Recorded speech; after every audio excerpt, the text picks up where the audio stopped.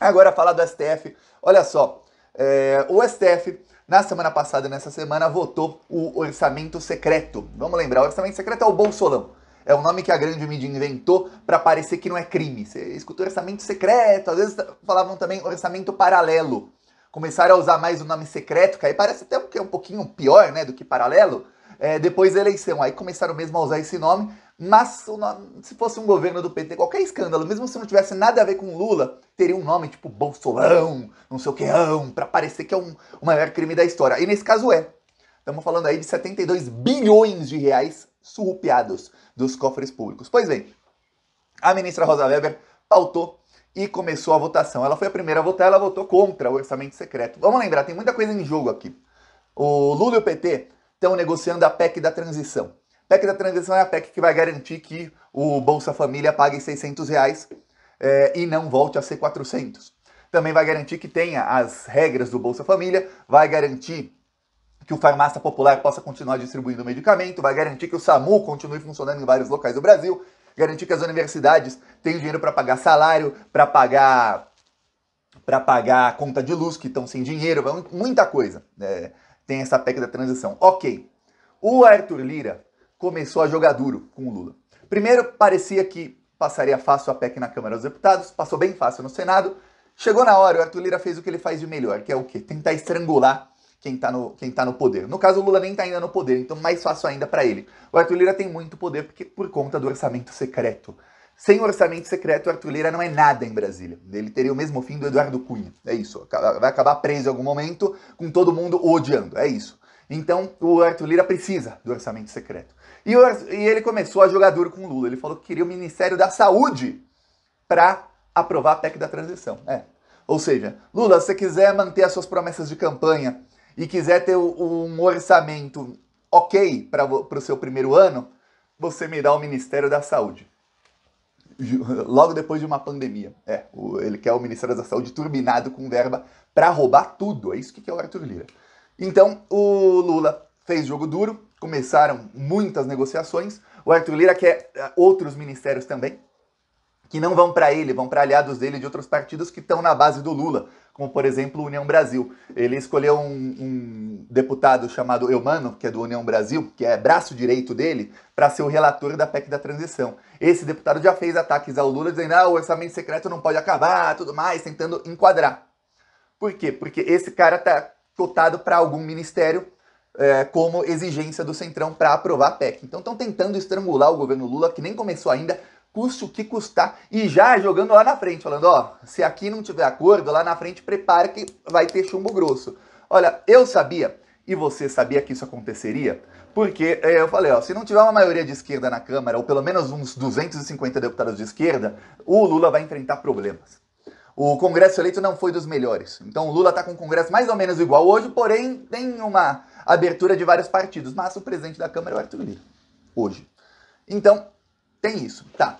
Enquanto isso, começa no STF a sessão do orçamento secreto. É a Rosa Weber 1-0 contra o orçamento secreto. Começaram a votar os ministros e a votação acabou 5-4 contra o orçamento secreto. Faltam 2 votos.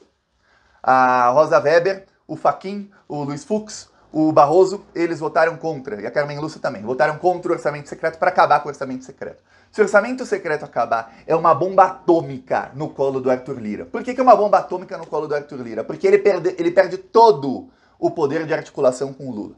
Todo o poder. O Arthur Lira, ele arrisca não conseguir se eleger presidente da Câmara dos Deputados no ano que vem, coisa que já estava praticamente garantida para ele. Esse é o tamanho da bomba. Então, esses 5 ministros do STF votaram contra o orçamento secreto. Os 2 capachos do Bolsonaro, não. Engraçado, o voto do André Mendonça foi um voto bem estranho.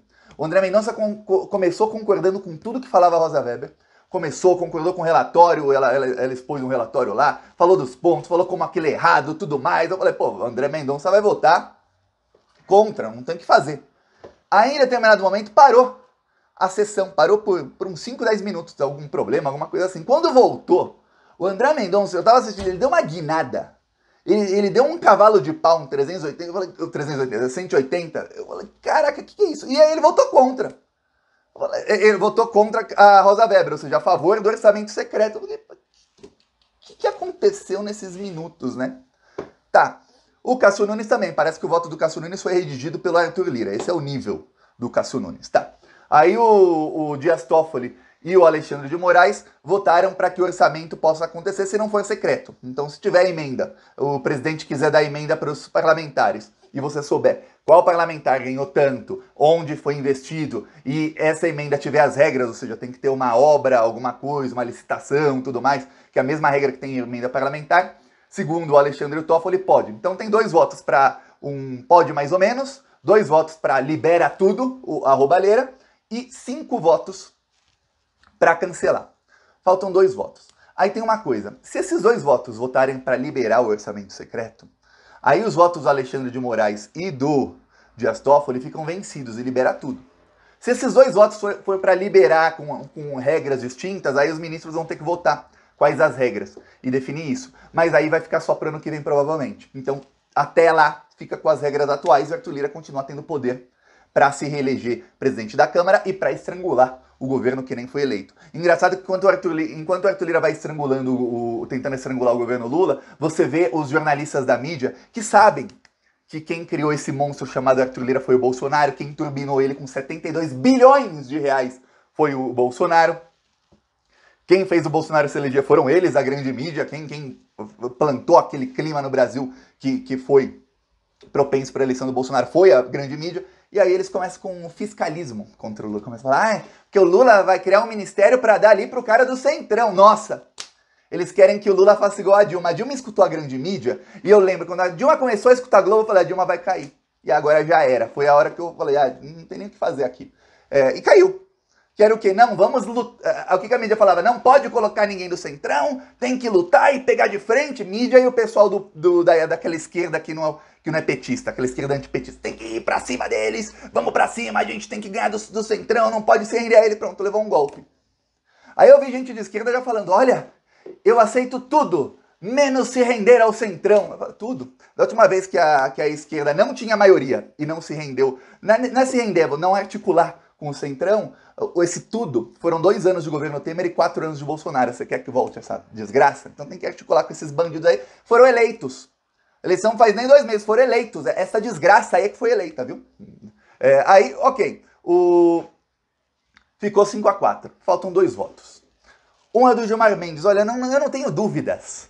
Se acontecer, eu vou falar, meu Deus, o Gilmar Mendes vai votar para liberar tudo. Talvez ele fale para colocar uma regrinha ou outra, mas o Gilmar Mendes é assim, libera. Falta um, fiel da balança, Lewandowski. Lewandowski foi, digo eu, já repeti várias vezes aqui, a melhor indicação que o Lula fez para o STF. Você viu um dia que o Lula estava iluminado numa indicação, foi quando ele colocou o Lewandowski no STF. E olha que o Lula é ruim de indicação para o STF, para o STJ, para o TCU, para a PGR, tudo que é indicação que o Lula fez para o judiciário era uma pior que a outra. Um mais golpista, mais lavajatista, mais rasgando a Constituição do que o outro. E sempre rasgando a Constituição para ferrar o próprio Lula. Tá, o Lewandowski não. O Lewandowski foi o ponto fora da curva. Um que fala, pô, esse é porreta. Pois bem, sobra para o Lewandowski. Todo mundo em Brasília sabe que o Lewandowski é muito ligado ao Lula. Todo mundo sabe. Não se pode falar, nossa, o Lula pode mudar o voto do Lewandowski. Não precisa. O Lewandowski tem a sua própria opinião, ele é ministro, o Lula nem pode ficar dando opinião para um ministro do STF. Tá.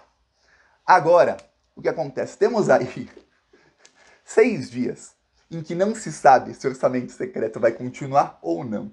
Ou seja, durante 6 dias, o Lula tem agora um poder de articulação contra o Arthur Lira que ele jamais teve.